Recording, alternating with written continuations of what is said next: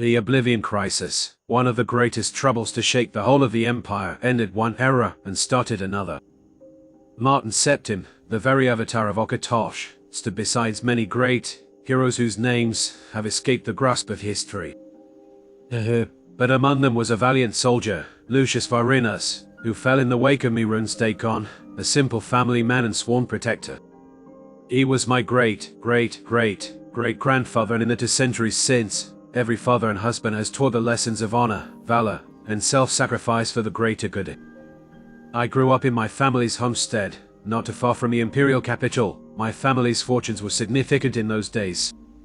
The wars with the old Mori Dominion had weighed heavily on our lands, but my father, Julius, rebuilt it, a noble man, not ashamed to plow a field or show a horse. Only a few years prior to my birth, the White Gold Concordat had been signed, so I never knew the great suffering that Sarah Dill had endured. My father had risen to the rank of Knight Protector and had fought at many battles, including the Battle of Red Ring to retake the capital.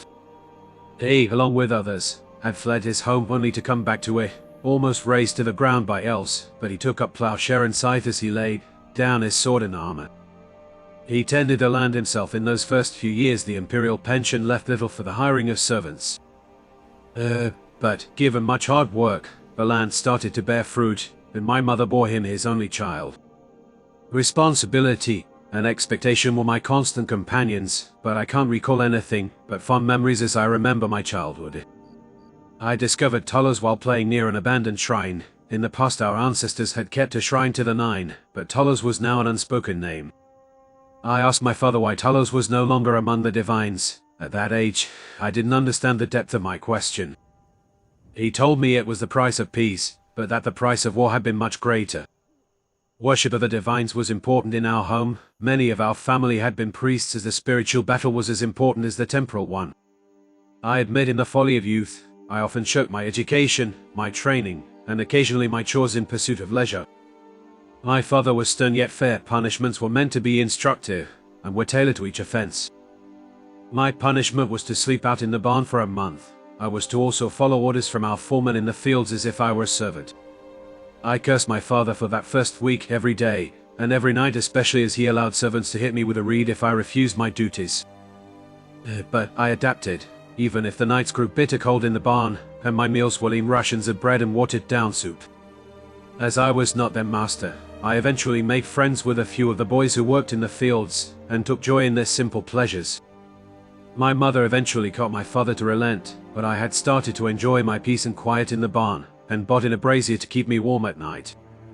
My simple friends and simple pleasures eventually got me into continued trouble as I grew, soon discovering the pleasures of stealing ale and carousing in the city. I learned a lot of life, from my father's instruction to the first not-so-maiden I bedded. Little did I know how little I truly knew in those days. My father got me a commission in the Imperial Legions, as a knight-errant, who would be schooled on how to lead soldiers into battle. Dreams of valor and glory danced in my mind, an illusion of mighty battles and grateful women, not realizing the true horrors of war. My first few months as an Imperial officer were instructive, safe, and dull, as becoming an Imperial officer required a lot of training, both at the table and in the field. Eventually we got the news the Legion would be sent north to Skyrim, as a rebellion had begun, started by some local noble who had murdered the High King, and sought to make war against the Empire. I had known several Nord in my day, our larger and huskier cousins to the north, and many were quite loyal to the Empire. But the Nords of Skyrim were apparently a much different animal, who simply lived to die in glory, and marked their kill tallies, personal epics to be recited in Sovngarde, where they would live forever. This meant battle with foes who placed little value on life, mercy, or compassion, and would simply kill lest they be killed. While I did hunt, fish, and slaughter our livestock, I had never taken the life of a man or woman before, but I was more preoccupied with not dying in my first battle. It was a month or so before we arrived in Skyrim, and weeks before we saw actual combat. The nights made those nights in the barn seem temperate in comparison. One day our patrol encountered a band of Stormcloaks. They were ragged, hungry, and full of fury as they descended upon us. One of their number managed to pull me from my horse, and I remember the panic and fear as I knew my minutes were now numbered, and I prayed to the eight. Nevertheless my arms, my legs knew what to do, and I drew my sword and deflected my opponent's clumsy blows. Before I knew it, I had run him through with my sword, but I also looked into his eyes expecting to see nothing, or perhaps relief in knowing his battle was now over and he could rest.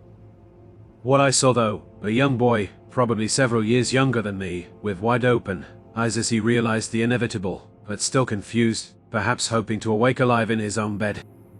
I was struck, not with valor, but deep remorse as I knew the terribleness of taking a life, any life. My instinct was to cry for help, so as to erase my drastic mistake.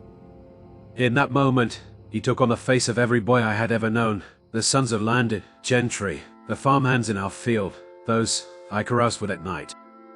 As I withdrew my sword, the splash of blood worried my armor, and his rolls, eyed as he was now in the arms of the divines, and I stood motionless to the battle around me.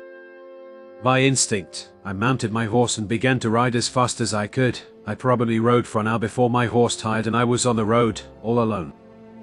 And soon, I realized, I was a coward, marked for the rest of my days, an eternity, but was I afraid of dying or killing? I can't be entirely certain. I eventually took rest in a shallow cave, and rationalized that I could simply report to a camp the next morning, and bluff myself back into service.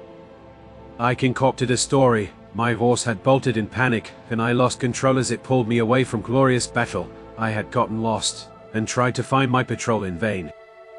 But the next morning, I failed to bring my plan to fruition, and the next night I concocted a new story, and the next morning again it failed to bear action. After more than a week, I figured my name had been marked for desertion, and no story would save me from the headsman's axe. I thought about taking my life in shame, perhaps that would atone, but I couldn't bring myself to it. Several weeks, perhaps a month later, I decided to face the Stormcloaks alone. I would die in battle and the presence of their number would almost ensure my death regardless of my actions. I sighted a group and went about my course, not realizing they had been set up for ambush by the Legion, and their ambushers cared little for the armor I was wearing. I was a Stormcloak or simply a base criminal with stolen armor. They didn't care as we were tied up and loaded into the wagon bound for parts unknown. My heart sank, and all hopes dashed as one of the soldiers leaned into my ear as I was bound in rope, and told me they knew who I was.